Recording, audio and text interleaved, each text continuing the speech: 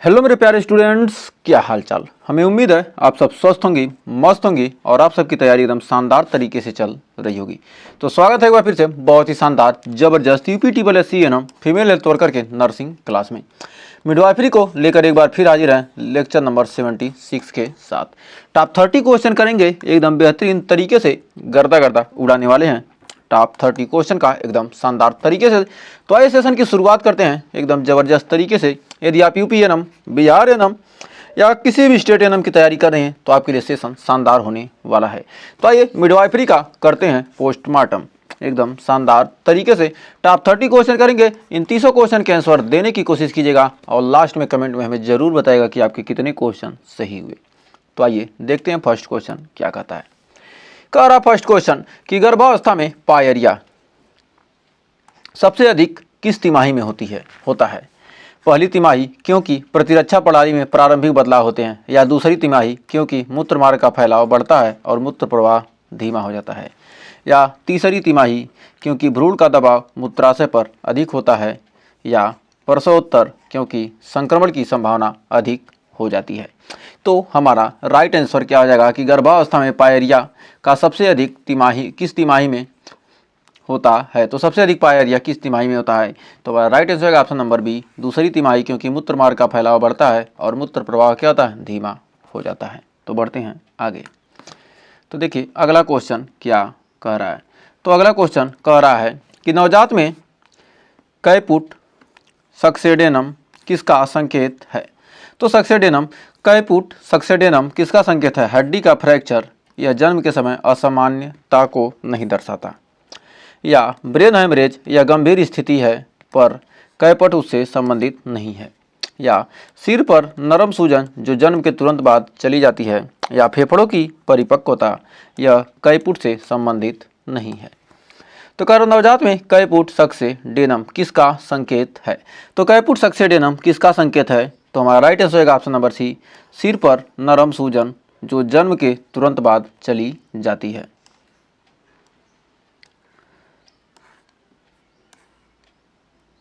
तो बढ़ते हैं आगे।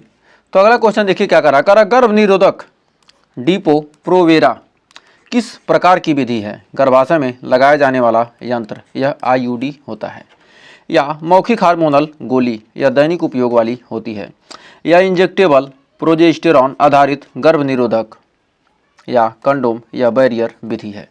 तो कह रहा गर्भ निरोधक डीपो प्रोवेरा किस प्रकार की विधि है।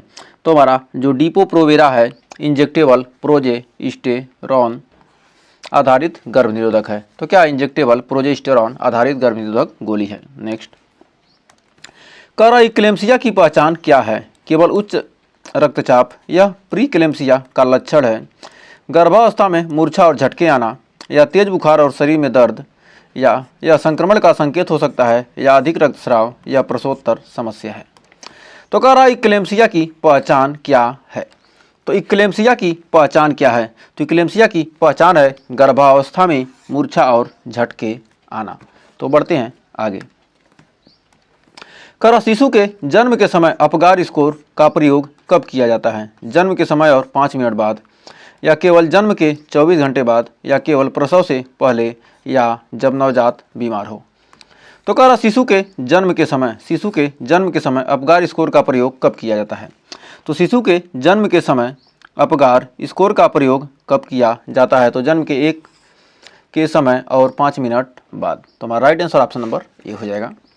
तो बढ़ते हैं अगले क्वेश्चन की तरफ। तो अगला क्वेश्चन देखिए क्या कर रहा है। कारण निम्न में से कौन सी अवस्था में तुरंत सी सेक्शन यानी सीजेरियन सेक्शन करना आवश्यक होता है।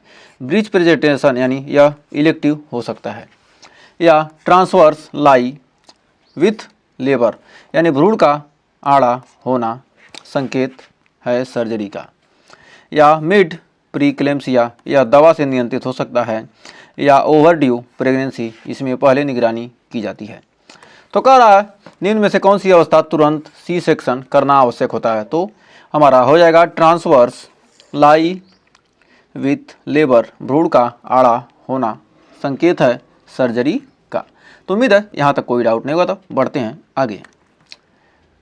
तो देखिए अगला क्वेश्चन क्या कर रहा है, कह रहा है HIV संक्रमित माँ को स्तनपान कराने की सिफारिश कब दी जाती है? जब ART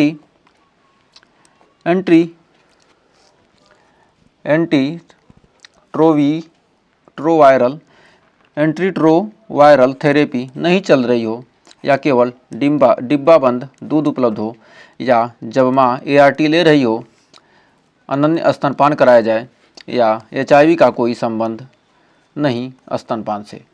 तो HIV का कोई संबंध नहीं है क्या स्तनपान से। तो कह रहा है HIV संक्रमित माँ को स्तनपान कराने की सिफारिश कब की जाती है? तो कब की जाती है? जब माँ क्या हो सकती है, ART ले रही हो और अनन्य स्तनपान कराया जाए, तब HIV संक्रमित माँ को स्तनपान कराने की सिफारिश की जाती है। तो बढ़ते हैं आगे। कह रहा है RH इनकैपेबिलिटी किस स्थिति में होती है? जो हमारा RH इनकैपेबिलिटी, जब माँ RH पॉजिटिव शिशु RH निगेटिव, जब माँ RH निगेटिव शिशु RH पॉजिटिव, या जब माँ शिशु दोनों RH निगेटिव या दोनों AB पॉजिटिव ब्लड ग्रुप वाले हों। तो कह रहा RH इनकैपेबिलिटी किस स्थिति में होती है? जब माँ क्या हो RH निगेटिव और शिशु RH पॉजिटिव हो, तब RH इनकैपेबिलिटी की स्थिति होती है। तो बढ़ते हैं आगे। तो देखिए 9वां क्वेश्चन कह रहा है, नवजात में जन्म के समय सबसे पहले कौन सी प्रणाली सक्रिय होती है? जठरांत्र प्रणाली, या कुछ घंटों बाद सक्रिय होती है, या तंत्रिका तंत्र या धीमी गति से विकसित होता है, या श्वसन प्रणाली जन्म लेते ही फेफड़े कार्य करना शुरू कर देते हैं, या प्रजनन प्रणाली या बचपन में ही निष्क्रिय रहती है। तो कह रहा नवजात में जन्म के समय सबसे पहले कौन सी प्रणाली सक्रिय होती है? तो नवजात में जन्म के समय सबसे पहले कौन सी प्रणाली सक्रिय होती है? तो हमारा ऑप्शन नंबर C हो जाएगा, श्वसन प्रणाली। जन्म लेते ही फेफड़े कार्य करना शुरू कर देते हैं।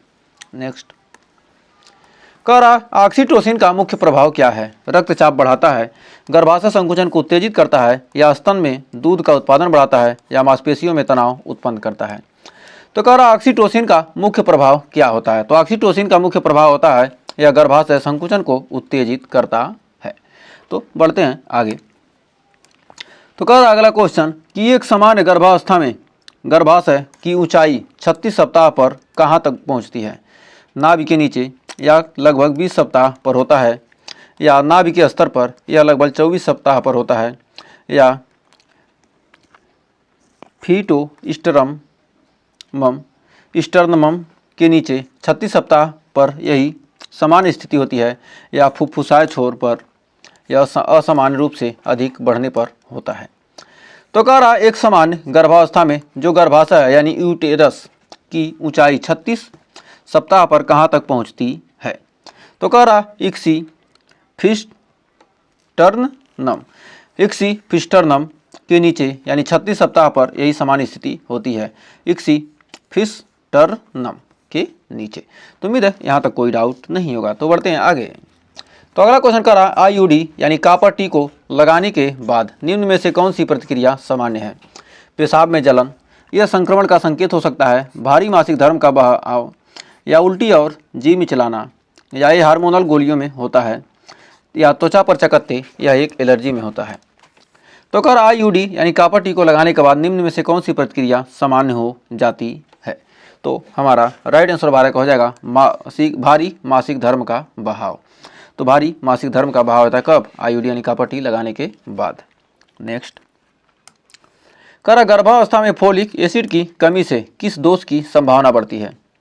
हाइड्रोसेफेलस, यह अलग कारण से हो सकता है, या न्यूरल ट्यूब डिफेक्ट, या ऑस्टियोपोरोसिस, या वृद्धावस्था से जुड़ा है, या हाइपोथायराइडिज्म, या क्या थायराइड से संबंधित है।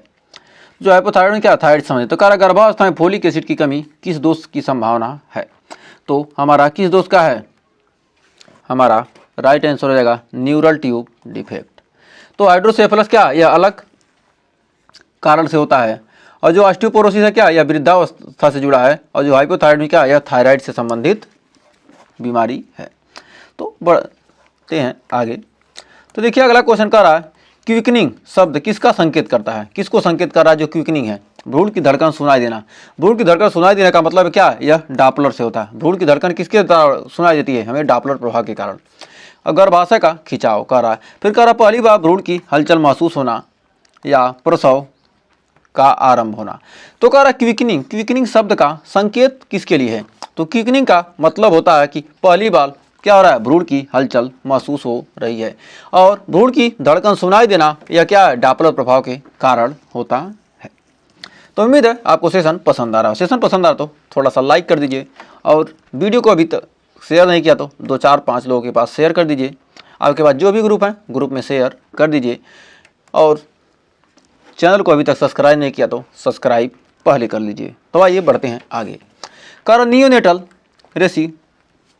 रेसिसिटेशन में सबसे पहला कदम क्या है, ऑक्सीजन देना, मुंह और नाक की सफाई, छाती पर संपीड़न या एड्रेनालाइन इंजेक्शन देना। तो कह रहा है क्या क्वेश्चन कि कह रहा नियोनेटल रिसुसिटेशन का सबसे पहला कदम क्या होता है, मुंह और नाक की सफाई करना। तो मुंह और नाक की सफाई करना नियोनेटल रिससिटेशन का। नेक्स्ट कह रहा निम्न में से कौन सा संकेत गर्भावस्था के सकारात्मक संकेत यानी पॉजिटिव साइन में आता है। तो निम्न से कौन सा संकेत क्या गर्भावस्था के सकारात्मक संकेत में आता है, मासिक धर्म रुकना संभावित संकेत है, स्तनों का भारीपन या भ्रूण की हार्ट बीट अल्ट्रासाउंड में सुनाई देना या थकान और नींद आना। तो कह रहा निम्न में से कौन सा संकेत गर्भावस्था के सकारात्मक संकेत में आता है। तो निम्न में से कौन सा संकेत गर्भावस्था के सकारात्मक संकेत में आता है। तो हमारा right answer option number C, भ्रूण की हार्ट बीट अल्ट्रासाउंड में सुनाई देना। तो भ्रूण की हार्ट बीट अल्ट्रासाउंड में सुनाई देना गर्भावस्था का क्या सकारात्मक संकेत यानी पॉजिटिव साइन है। तो बढ़ते हैं आगे। कह रहा गर्भावस्था के दौरान रक्त की मात्रा में कितनी प्रतिशत वृद्धि होती है, 10% यह कम है, 25% यह पर्याप्त नहीं, 40 से 50% या 70% यह अधिक अनुमान है। तो कह रहा गर्भावस्था के दौरान रक्त की मात्रा में कितनी प्रतिशत वृद्धि होती है। तो रक्त की मात्रा में कितनी % वृद्धि होती है। तो हमारा राइट आंसर आएगा 40 से 50%। बढ़ते हैं आगे।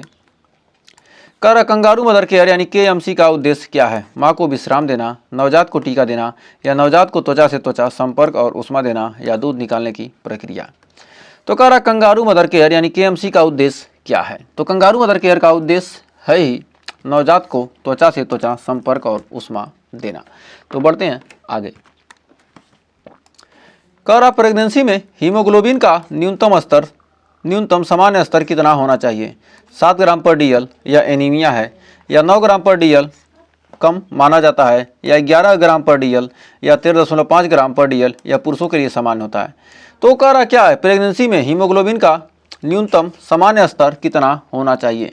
तो हमारा राइट आंसर हो जाएगा कितना होना चाहिए, 11 ग्राम पर DL। और तो कह रहा जो 7 ग्राम पर DL क्या है, यह एनीमिया के लिए 7 ग्राम पर DL, और ये क्या हो 7 ग्राम पर DL यह कम माना जाता है, और 13 ग्राम पर DL यह पुरुषों के लिए क्या समान है, पुरुषों के लिए समान है। लेकिन प्रेगनेंसी में हीमोग्लोबिन का न्यूनतम सामान्य स्तर कितना होना चाहिए, 11 ग्राम पर DL होना चाहिए। तो बढ़ते हैं आगे। तो कह रहा अगला क्वेश्चन कि टेटनस टॉक्साइड यानी TT का पहला डोज गर्भावस्था में कब दिया जाता है, प्रसव के 1 सप्ताह पहले, प्रथम त्रैमासिक, प्रसव के बाद या प्रसव के समय। तो कह रहा है जो हमारा टेटनस टॉक्साइड यानी TT का पहला डोज कब गर्भावस्था में कब दिया जाता है, तो प्रथम त्रैमासिक में यानी पहली तिमाही में। तो बढ़ते हैं आगे। तो कह रहा है यदि नवजात में शरीर का तापमान 35 डिग्री सेल्सियस है तो यह क्या दर्शाता है, सामान्य तापमान, हाइपोथर्मिया, फीवर, डिहाइड्रेशन। तो कह रहा नवजात में यदि सामान्य तापमान क्या हो 35 डिग्री सेल्सियस है तो यह क्या दर्शाता है। तब ऑप्शन नंबर बी हो जाएगा, हाइपोथर्मिया। तो बढ़ते हैं आगे। कह रहा ऑक्सीटोसिन को किस प्रकार सुरक्षित रखा जाता है, कमरे के तापमान पर, प्रकाश में खुला या ठंडे तापमान 2 से 8 डिग्री सेल्सियस पर या उबाल कर। तो कह रहा ऑक्सीटोसिन को किस प्रकार सुरक्षित रखा जाता है। तो ऑक्सीटोसिन को किस प्रकार सुरक्षित रखा जाता है। तो हमारा right answer option number C, ठंडे तापमान यानी 2 से 8 डिग्री सेल्सियस पर।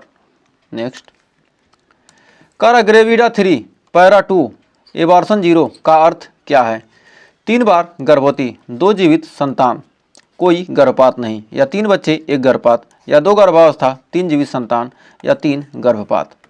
तो कह रहा ग्रेविडा 3 पैरा 2 एबॉर्शन 0 का अर्थ क्या है, ग्रेविडा 3 पैरा 2 एबॉर्शन 0 का अर्थ क्या है।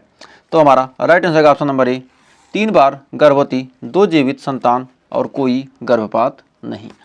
तो 3 ग्रेविडा 3 का मतलब 3 बार गर्भवती और पैरा 2 का मतलब 2 जीवित संतान, एबॉर्शन का मतलब कोई गर्भपात नहीं, एबॉर्शन 0 का मतलब क्या, कोई गर्भपात नहीं। तो अगला क्वेश्चन देखिए क्या कह रहा है। कह रहा WHO के अनुसार जन्म के समय LBW यानी लो बर्थ वेट नवजात का वजन क्या होता है? 1 किलोग्राम, 2.5 किलोग्राम से कम, 3 किलोग्राम से अधिक या 2.8 किलोग्राम से ग्राम। तो कह रहा WHO के अनुसार लो बर्थ वेट नवजात का वजन क्या होता है? तो यानी क्या होगा, 2.5 किलो से कम होगा तो उसे कहेंगे क्या, लो बर्थ वेट।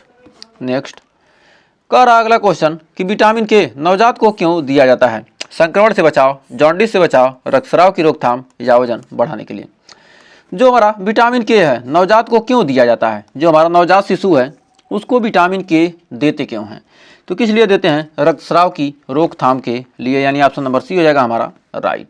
नेक्स्ट कर भ्रूण की हृदय धड़कन को सामान्य सीमा क्या होती है? 60 से 100 पर मिनट, 100 से 120 या 120 से 160 या 180 से 200।